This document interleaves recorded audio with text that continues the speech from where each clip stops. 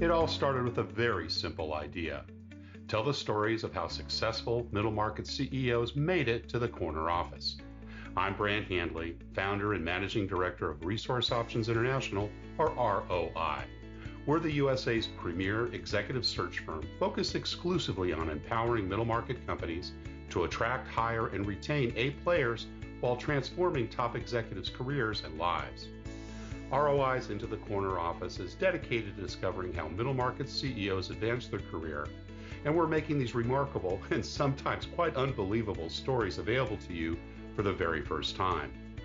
Listen and learn about the challenges they've overcome, the interesting people they've met along the way, and the lessons learned that steered these executives' unique journey into a middle market corner office of their own.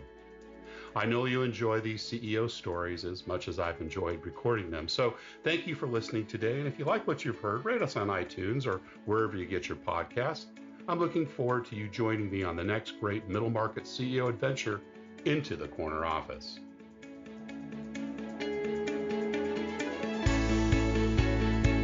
My CEO guests today are Anton and Lyth Saeed, co-founders of Huupe. Paul is a Greek-American originally from Milwaukee. Before founding Huupe, he was working as an intellectual property attorney in San Francisco, where he helped numerous companies obtain valuable IP. It was through his work in intellectual property where Paul learned about business and what makes a company truly valuable. Paul's first company, Atlas Media, was an out-of-home advertising startup that was acquired by one of the nation's leading advertising companies. Shortly after that, Paul went on to found Real Shot, an augmented reality basketball gaming company that became part of Deutsche Telekom. Lyth is an Arab American also from Milwaukee. He helped co-found a luxury rideshare app that has done over 60 million rides to date. He then moved on to an AI recruitment technology that did 20 million in sales in its first year. And Lyth's an operational leader, building successful teams and hitting deadlines is his expertise. His love for basketball, technology, and blending the two together is the motive for creating Huupe. Paul and Lyth, welcome into the corner office. Thanks so much for having us, Brant. Great to have you both here. Now, we just talked a few minutes ago about you guys have different voices. So I don't know, maybe you have to one of you has to maybe do a little bit of a different disguised voice so we know which one is which. But who was that? Was that Paul or was that you, Lyth? That was Paul. Right. That was great. me. All right. Well, these guys are amazing, and we're going to hear about their products in a few minutes and the wonderful stuff that they're doing and kind of how we met, which is kind of interesting through another amazing product, but we'll get to that in a minute. But as you guys have told me most recently, you knew each other before birth. I think your fathers were best friends. So who wants to start off with that story and kind of maybe, the backstory of how your dads knew each other? Yeah, I can go ahead and start. Paul here, Lyth and I, we grew up together in Milwaukee, Wisconsin. Our dads actually met at the foreign exchange program in the University of Wisconsin, Milwaukee, UWM. My father was from Greece, Lyth's father was from Jordan, so they knew each other. They became really close friends. So technically we knew each other since before birth, but Lyth and I, we grew up together in Milwaukee. We started multiple businesses together. Lyth was always the most entrepreneurial kid I knew. Wow. We sold t-shirts, CDs, we made some mobile apps together. And then we went off our separate ways to school. I went to university in Boston, and that's where Lyth and I started playing basketball on Snapchat. I would record a shot on my phone in Boston, send it to Lyth in Milwaukee, like, hey, that's a left corner elbow jumper. And if he'd send it back, that's how we played horse against each other 1,000 miles away. I love it. And so that's where the idea first started about 10, 11 years ago in college. That's great. Now, were you guys in elementary school together then? Yeah, so you think you lived about 15, 20 miles away from what you told me. Yeah, 15, 20 miles away, never the same school, but we grew up very close. Hung out a lot. That's great. Yeah. Got it. So what do you remember about those horse games? Who won?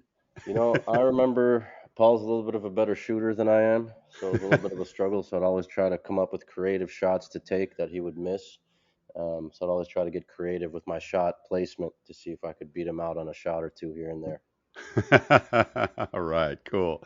Well, let's hear a little bit about your earlier life. Brothers and sisters, Paul? One little brother, Frankie, and Frankie, Lyth, and I, and Lyth's little brothers and sisters all grew up together. So we all are very close. Gosh, that's great. Lyth, how many kids, how many siblings do you I have? have one brother and two sisters, all younger. Nice, nice. So both of your dads were immigrants, and both met in college, right? So they've known each other for a long time too. What kind of businesses were they in by the time you guys came around? My father, we grew up in the jewelry business. My grandfather had a Okay. jewelry store. My grandfather was also an inventor. He invented the Naka. It was a front baby placement holder. So having the baby on your chest with a bunch of different components and compartments in the front to hold Ah, food. cool. So he had a Wisconsin state Like patent. a So harness, right? That would a have pockets harness. and stuff in it. Yeah, Yeah, way long ago in the sweet. 50s, 60s. So he was an inventor, then jewelry store owner, and then my father went into the restaurant business, and we actually lived Okay. above our restaurant growing up. It was a Mexican restaurant in Milwaukee called La Perla. Wait a Uh, minute, wait a minute, wait a minute. A Greek American opened a Mexican restaurant. That's not yeah, possible. How does I that happen? know. All of our cousins had Greek restaurants, so if we would have opened up a Greek restaurant at the time, they would have killed us. It's just been, taking away business from everyone else. Oh, Yeah. that's awesome. That's awesome. Was it one of the first Mexican restaurants in Milwaukee? Not one of the first, but one of the Yeah, largest and yeah. most renowned, famous Marquette bar and restaurant. So a lot of people Awesome. in Milwaukee know it. It was around for about 20 years. Cool, cool. And what about your mom, Paul? She played basketball at Marquette, and then she worked for There's the Senator, basketball comes, huh? and then she worked for Senator Herb Kohl, who's an Okay. amazing man, amazing Milwaukeean, who has owned the Milwaukee Bucks. And Yeah. I grew up going to those Bucks games with my mom, and sometimes the teams Nice. were so dreadful. I used to be doing homework at the games. Uh, I love it. Lyth, what about your parents? Yeah, like we mentioned, my father was an immigrant as well. Yeah. He actually, when he moved here, couldn't speak English. So, Wow.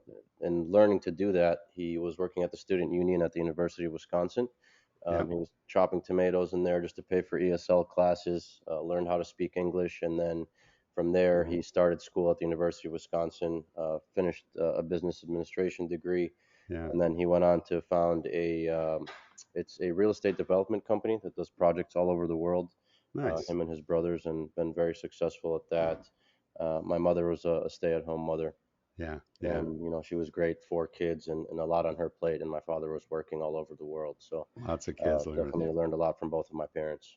Cool. Cool. Where in the Arab world did he come from?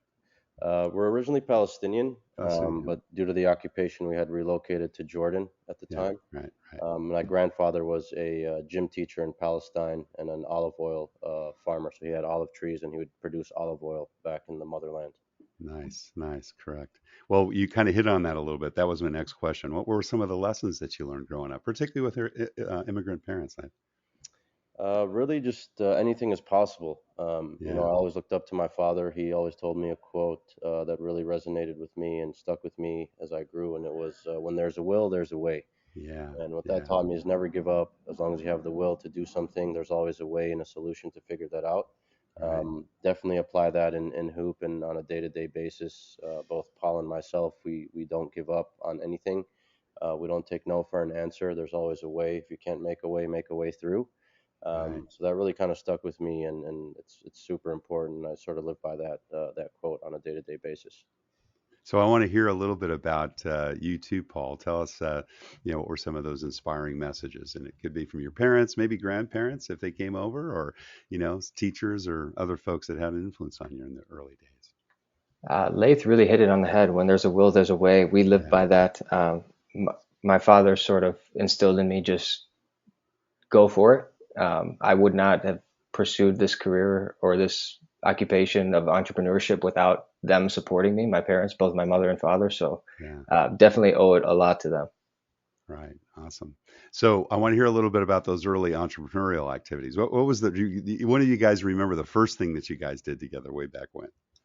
We sold a lot of T-shirts, Lath and What I. kind of t-shirts? They were Can we just, say it over the air? This oh is a yeah, family show. no, they were just cities. We just put cities: New York, Miami, Yeah. Florida, Chicago. We made some cool Yeah. designs and sold T-shirts. We sold CDs. We used to burn CDs and have Rinse back in CDs. the day you could only burn 12 to 16 songs, but Lath and I found a way to put 100, 200 songs on a CD. Mixtapes. Wow. Yeah, Making Not those sure if first that's totally playlists. legal, but yeah. We won't say which artists, right? So we'll keep that off the air. How old are you in your first venture, in your t-shirt venture? We How old were were you? probably 12, 13, around middle Nice. school age, seventh grade, eighth grade. Nice. Now you didn't go to school together, so was this kind of after school? Did you guys do that on weekends? When did you guys kind of get that Yeah, organized? all weekends. Yeah, yeah. Yep, and And summers too. We would get together in summers. summers and work hot dog carts for other people and just really figure out any way to make money. I We were love it. both very entrepreneurial growing up. I love it. Who would you sell the t-shirts to? Was it just other classmates, or did you guys set up stands or Outside retail stores? festivals, Yeah, stands like yeah. Summerfest in Milwaukee is a big one. A lot of foot traffic, so we'd just be standing outside these big festivals and just trying to sell whatever we could. Nice. And where did that money go? What were you guys' vices at those ages? Or were you saving up for big things? Basketball shoes and Ah, basketball gear, honestly. Yeah, we're getting a Jordans theme weren't here. cheap. What's that? Jordans are not cheap, so Oh always buying yeah. a pair of Oh Jordans. yeah. By the way, speaking of Jordan, have you guys seen the new movie? Did you see Air yet? Yes, we Great did. movie. Oh, isn't that fabulous? What a It wonderful is. story. I had no way. I honestly didn't know that was the first, athlete participation in the percentage of, the licensing of the shoes. And wow, has that served them well and the industry in that regard. Love that story. So, you went from T-shirts to CDs, and then what were you guys doing by the time you were in high school? Were you working steady jobs? Did you keep up with the entrepreneurial stuff? Well, I lived above my parents' family restaurant, so there was Okay. no getting away from work. Yeah, yeah. The only escape was basketball. They'd only let me off if I had basketball practice. So I just started playing a lot of basketball, joining AAU teams, our high school team, Right. played varsity throughout high school, won a state championship my senior year, but was working that whole time. Would Right. busboy, sometimes serve drinks at the bar. I learned to do it all. And you played basketball as well, Len? Yeah, I played basketball as well. My father used to work between Jordan and the United States, so a couple of years we'd move back to Jordan and then come back Yeah. to the United States. So I ended up playing varsity at the American Community School of Amman, Jordan. Coach Robert Taylor, he coached a couple of the Middle Eastern national teams. He was a great coach. And then when I came back, I started working at a hotel in Milwaukee, the Intercontinental, and that's ironically the same hotel that all the NBA players would come stay at. It Ah, was next to the cool. Bradley Center, so I got to meet a lot of NBA players, make a lot of those connections, and Sweet. really that kind of helped with what we're doing with Hoop right now. Yeah. Yeah. Well, what was the attraction to basketball? Are you guys tall? Was it just kind of the most attractive sport? Was it because mom was involved? How did that come together for you as an interest in early age? I think in Wisconsin, basketball was everything. I mean, I Yeah. think 20,000 plus Bugs. people watched our state championship game. It was more watched than certain shows. Basketball is really Right. everything in the Midwest, Indiana, Chicago, Milwaukee, Detroit, St. Louis. Basketball is everything there. When did you start playing, Paul? Very Basketball. young, I mean, very young. pick up games and you're still single digits and stuff. Oh, yeah. Yeah. Yeah. You as well, like when was basketball important to you about the same age? Yeah, about the same age. Yeah. Always grew up playing ball, and then middle school and high school, I had to make a choice between soccer, varsity, and basketball, and ended up choosing basketball. My coach put me Right. through that choice, and I chose basketball. Now, was college in your guys' background? Tell me a little bit about kind of that decision and what happened getting out of high school. Yeah, so I really wanted to stay in Wisconsin Yeah. and go to school, but once I got into Boston College, my parents made me. They made me promise that I would go. They thought Boston was a great city for a young man to Yeah. grow up. So I went to school in Boston. Lathe stayed behind in Milwaukee. I felt bad leaving him, but my parents sort of pushed me out the door. But we stayed in touch throughout college, and really stayed in touch by playing basketball on Snapchat. It was Right. our it was our weekly thing. And late, you went on to college as well Yep, I stayed in Milwaukee. I was at the in University of Milwaukee. Wisconsin, Milwaukee. Yep. University of West Milwaukee. Got it. And what did you guys study? I studied business, and then Yeah. Paul studied law. Right. Got it. Did you go on to get a law degree, Paul? I did. I went to law school in the University of San Francisco, Right. School of Law, and I passed the bar in California and Wisconsin, and was working as a lawyer a little bit before we started Hoop. Yeah. Cool. Cool. So, during the college years, you guys were obviously apart. A few states in between, Midwest and the Northeast. Were there entrepreneurial things going on there? And if so, what were they? What were you guys doing at those times? Yeah, I got into the billboard business. We had one Oh, okay. opportunity to get a permit, so we started with the first digital billboard, privately owned digital billboard on a Wisconsin state highway. We started Nice. with one, grew to 10, and eventually sold that business several years later to one of the nation's leading advertisers. So my Cool. first hardware company ended up being a success. Yeah. Cool. Cool. And what about you? Yeah, I was fortunate enough, my father owned the real estate company, so he would bring me in to do a lot of work for him as well. I would Right. end up traveling with him, just taking meeting notes, really learning how to navigate meetings with various individuals. Oh, So I did that a little bit, and then I had come back to the States after college, and then from that point on, I joined a couple startups. One I helped co-found, which is a luxury rideshare app.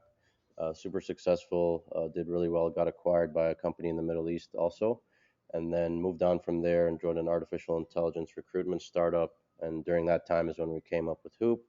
yeah. Once we came up with Hoop, immediately quit my job the following day, and then Paul and I got working right away. That's awesome. So did you move to Boston then?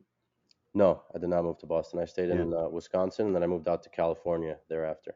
And you guys are both in California now, is that correct? Correct. Yes. Yeah, because that's I think one of your investors, and we'll get to that in a minute. I want to hear more about that. But when you were working, were you actually based in the Middle East, in Jordan, or did you have a job? Was your dad's real estate business tied to the Middle East as well? It was Yeah, actually it's tied to multiple places. Like they had operations in various countries, but that was the home base. right, right. And did you guys both, and maybe you can tell me a little bit about, management responsibilities. When did you start managing and leading people? What jobs were those? My digital billboard company called Atlas Media is when I first started managing people. We had a Yeah, whole sales team. We were selling to Smirnoff, ESPN, Yahoo, all these big companies, and it was a lot of work. So I led a team of about 3 to 4 people, and that was sort of the first experience I got. Lath was leading a team of much larger than that at right. QUp, expanding to over 50, 60 cities worldwide. So Lath was much farther ahead than I was in terms of the entrepreneurial journey at when we first started connecting on Hoop. Yeah. And Lath, so did you start managing people about the same period of time? Yeah, we were both around the college age, right at the end Yeah. of college in 2014, 15 is when we this all started with our separate entrepreneurial journeys, and we were both sort of managing people sort of young. We were 23, 24 years old doing that, Yeah. and then Cool. ended up meeting in Milwaukee again on spring break in 2019. Nice. And I created an app on augmented reality glasses with some friends. Apple just dropped their Vision Pro, but I had been working on those 5, 6 years before that point, and we created an app that allowed people to play basketball against each other remotely. It was a Right. simple app Right. that detected makes and misses, and I did that in San Francisco sort of during the summer. During my 1L summer, we started. By the end of this law school, it was complete, and then participated in an accelerator, raised a little bit of money for it, and then we had a demoable app, and I actually Lath was one of the first people I demoed for, Cool. and he came and played that game and said, "Hey, this is pretty cool, but it's not the best experience ever. There's these clunky glasses on your head. Like, what if we took this game and put a screen on a backboard?" And that's how Cool. Hoop started. That's the background. Well, as I said, I'm gnawing at the bit to get into it, but I want to get capture a little bit of some of that, early management experience. You think about those back in those days, or in your early 20s. What were some of those early management lessons, particularly when working with others? I think a What was lot it? of it is just there's a little bit of a fine line between time, like timelines and decision making speed. You really have to find like the right point in between those two. Like if it was on an Yeah. axis, Right. speed is extremely important with startups, and decisions are super important. And you really want to make sure you're making the right calculated decisions because mistakes can cost a lot of money. Right. So really, it's just finding that fine line between decision making and speed. Yeah. Paul? I was not the best manager at first. I was sort of young, and I looked really young, and I sort of felt like I wasn't able to command respect. So kept on reading management books, and I was basically Right. listening to me was like listening to a textbook back in the day. I was just repeating things I was reading, and I sort of grew out of that and sort of found my own pace since then. Yeah, cool. Great. And so let's get to the hoop story because I'm dying to hear more about it. So the app kind of developed. You got the idea, hey, put some sort of a screen together. So tell us just a basics of what Hoop is, and one of you or both of you kind of describe what the product is, and how things kind of evolved in those very early days. Yeah, Hoop's the world's first smart basketball hoop with a screen Mm, for a backboard. Allows you to train like a pro, track your performance, and play against other hoop users. We have the ability to stream your favorite games, shows, and highlights while you play basketball. That's sort of all the features. When we first launched, Paul and I had all these ideas. We wanted to have, thousands of features and thousands of different ways to do things. And, just to get something to market, you have to start chipping away at certain things, and we sort of figured out, okay, what's the best way to get this to market, the fastest way to get it to market, and giving something great to our users. And we figured out that the gaming, training, and streaming components were the top three, and the ability to play with people from all over the world. And that's sort of what we went with. And Paul, feel free to add more to that. yeah. Paul? Yeah, you nailed it on the head. Chipping away at things. We had to strip a lot of the features that we wanted just to get a prototype out of the door. But simplification is everything. Yeah. So it's a physical screen, right? And where does it sit? I mean, how does it kind of, get installed and how do people use it? So it's a physical screen with cameras on the hoop that track, well, just one camera now that tracks everything you do on the court. But it's Uh, installed just like a regular basketball hoop. So installers who've installed Spalding hoops and other hoops out there, they know exactly how to install our hoop. We haven't really changed much. The screen is right in the backboard. It's a big screen, and you can see all of your stats right from the screen. You can stream your favorite apps like YouTube and ESPN, and you can also get training, $1 million training from NBA level trainers right from your driveway and home court. Wow, wow. So it's a literally a TV screen or a video screen that allows you to play, right, and see yourself play and get tips while you're playing. And does it also kind of show you where to shoot, or how does it interact with you? Do you wear a headset? Is it something that has a microphone or a speaker there? Nothing. You walk up right. You don't even need a phone now. You can walk up right with a basketball, make a layup, and the hoop is on, and it starts tracking your shots. It teaches you how to shoot, where to bend your elbow, where to bend your knees. It gives you makes, misses, swishes, trajectory, shot location, and a couple more cool stats we're going to add as well. But it gives you all those stats, and then you have fun games like most free throws in 60 seconds, most 3-pointers in 2 minutes, horse, pig, Great American Shooting Challenge around the world. We have all these fun games, and then training sessions, interactive training sessions where we've had NBA players run through these, and you see how you stack up against some of the best players in the world. Wow, cool. And it has audio as well then, or is it, I mean, Yep. how does that how do you interact with the hoop? That's 40 exciting. watts, 40-watt speakers, so you can play your favorite music from Wow. Apple Music, Spotify, whatever you want. It's just like Bluetooth speakers, and everything's Nice. controlled through a mobile app. Uh, but like I said, you can sort of walk up to the hoop with a basketball, any basketball, doesn't matter what you have, and make a layup, and the screen will start up, and our classic quick game will start. When was the first prototype made? So we've been through probably, I would say, 8 iterations now, Yeah, till we got to mass production. The first one was one that Paul and I actually put together ourselves. We sort of put a screen onto a regular backboard and attached the camera at the top just to see if this was feasible. sure. It was super ugly, but it was functional. We were able to prove out the concept of what we were trying to build, and we didn't have any funding at that time, so we sort of bootstrapped the first iteration ourselves just to get a proof of concept going.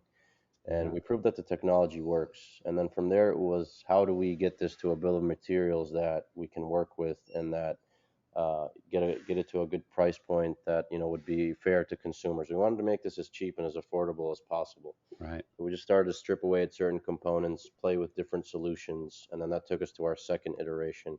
But first one, hideous, very ugly, but it was a great proof of concept. You're holding on to that, right? Like, the original Mac, Mac computer. You got to have that first Apple II sitting around somewhere. Yes, we are. Keep it for the museum. And when did you go into commercial production? This year. This year. It's Yeah, been all prototyping up to this year. And awesome. we've iterated 8 times. I'd say a little bit more than that with some minor tweaks and things, probably added up to 50 times, but finally there in 2023.